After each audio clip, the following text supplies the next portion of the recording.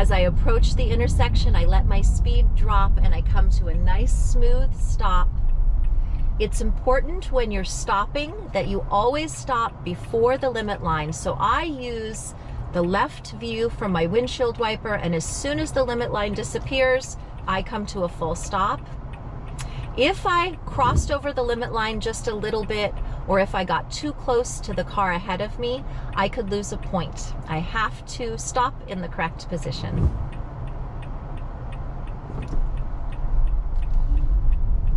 When I turn right onto a 2-lane street, I always have to turn into the closest lane, right into the right lane.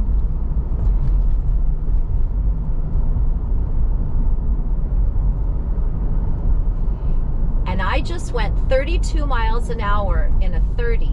So I'm just doing my own self-check, letting my speed drop back down. And I know that I would have lost a point on my driving test, because if you go even 2 miles over the speed limit, you lose a point.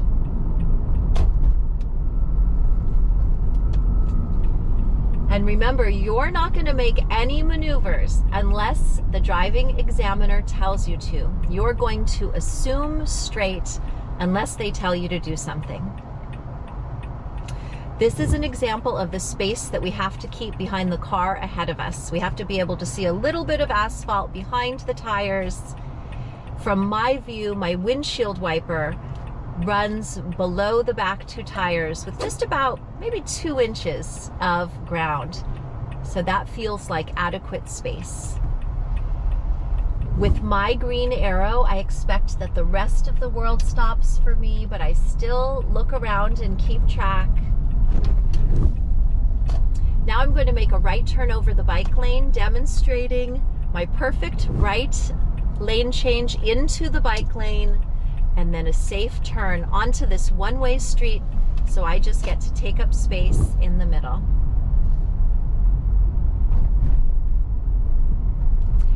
At the end of your test, you'll be asked to return to the DMV parking lot,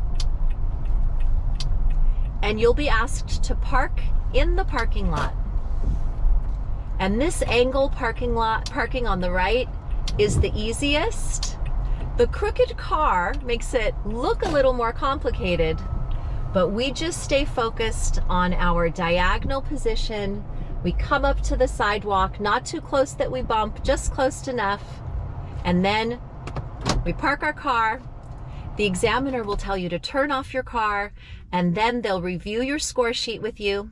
When you pass, they'll give you your score sheet, you'll go back into the building and you'll turn it in, and they'll send you your driver's license in the mail in 3 to 6 weeks, but you'll get a temporary license to use immediately. If someone doesn't pass their test, if they're under 18, they have to wait 2 weeks and a day to retake. And if they're over 18, they can retake the very next day. But remember, it is practice that makes you a better driver. So whatever you're doing, make sure you're practicing as much as possible and keep studying. I really appreciate you taking time to learn how to be the best driver you can be. Have a great day. Bye. Because bumping the curb is an automatic fail. All right, on a left turn, which way does your wheel face? What do you mean?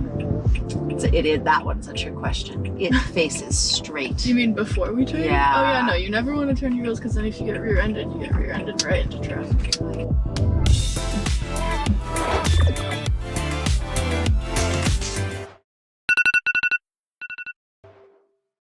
Hey, it's me, Jacqueline. Hi, it's me, Emma. Emma is my favorite student driver. She is my daughter, and I feel so lucky to be sitting here with her. So Emma is already a licensed driver, but we're sort of leaning into this idea that watching a student driver learn is helpful to other people. I'm curious, do you ever watch videos on YouTube to like learn from other people? Definitely. What are the kinds of things you look at?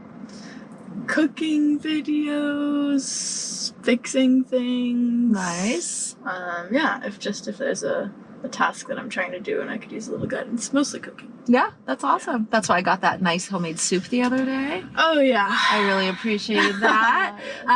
Yes. So we're just thinking like there could be some people at home who are preparing for their driving test and they're needing some last minute support. So we're going to do a final prep for the driving test video. Yes. All right.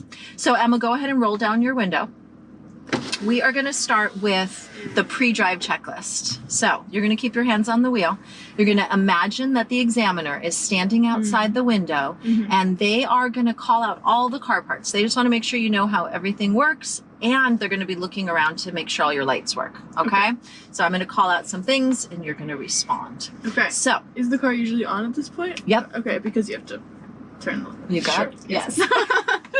It feels wrong to be using gas, but that makes sense. Okay. Yeah, so we're in idle, Yes. right? You're in park, we're just hanging out. Imagine we're parked at the DMV. Yeah. Our goal is to be able to pass the driving test in any California DMV. So it doesn't matter that we're not at a DMV, Right. because we're not teaching to pass the test, we're teaching to be a good driver, right? That makes Okay, sense. so here we are. So let's just say you put on your left turn signal, Oh, yes. and then they'll look at the front and back, and then you'll turn it off. Mm-hmm. And then you'll put on your right turn signal and they will look, and then you'll turn it off. And they'll say, please put on your emergency flashers or your hazard lights. Always a red triangle with white triangle.